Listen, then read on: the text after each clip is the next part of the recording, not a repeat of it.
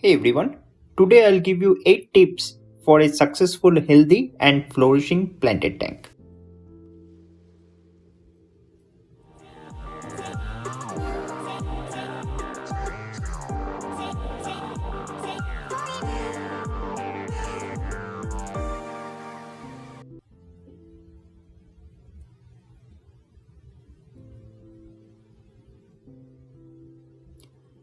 Tip number 1.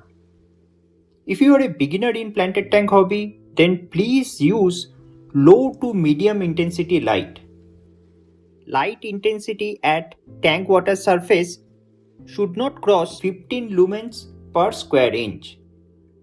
I made a separate video on how to calculate light intensity for your planted tank, where I explained in detail about LSI or lumens per square inch calculations.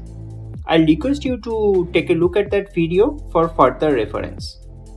Very bright light will make your plants grow faster, but if you are a beginner, then it will be hard for you to manage. Overnight, you may end up tank full of algae. Once you gain some experience with planted tank, then you can pursue high light, high tech setup. Tip number 2.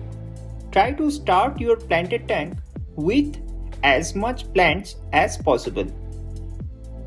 More plants you have to start your planted tank is better.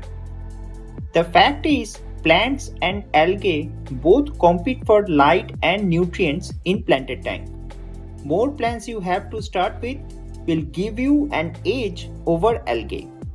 Most of the nutrients and light will be consumed by plants and algae will have hard time to establish. Tip number 3. Use a good mix of fast and slow growing plants. At least 65% of your total plant volume should be fast growing plants like Substrate, Rotala, HM, Ludigia, and other type of fast growing stem plants. This tip is for beginners. Once you gain experience, you will be able to have plants in your tank based on your own choice. Tip number 4. Try to use inactive substrate instead of active substrate in your first planted tank. Substrate in planted tanks can be two types. Number 1, active substrate like ADA Amazonia. This substrate will leach nutrients in the water column. Number 2, inactive substrate like Sikkim fluoride black, which is a clay-based porous substrate. It doesn't contain any added nutrients, but it has high CEC and AEC, which enable this substrate to absorb nutrients from water column and make them available in substrate for plant's root. I advocate use of inactive substrate for beginners because I have seen many people buying ADA Amazonia without knowing that it leaches high quantity of nutrients in water column. So, without daily partial water change, your aquarium will soon become infested with algae. Inactive substrate are safe and beginner friendly. Tip number 5. Don't be afraid to use carbon dioxide or CO2 in your planted tank. Either pressurized or do-it-yourself CO2 with citric acid and baking soda mix will suffice your need. You will notice a huge improvement with the addition of CO2. Your tank soon will fill up with plants and it will look lush green. It's very hard to get that lush green look without adding CO2 in your planted tank. Tip number 6.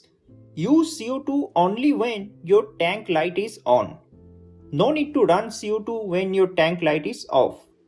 It's a wastage of CO2 as well as it can be dangerous for your fishes. Tip number 7. Use a timer for your light and CO2 injection in a planted tank. Consistency is the key for planted tank success.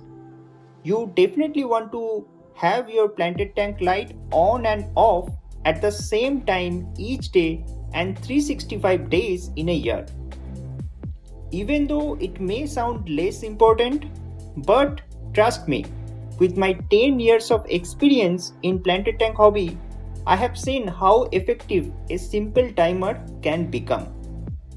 Your plants will love this consistency and will reward you with green, lush growth.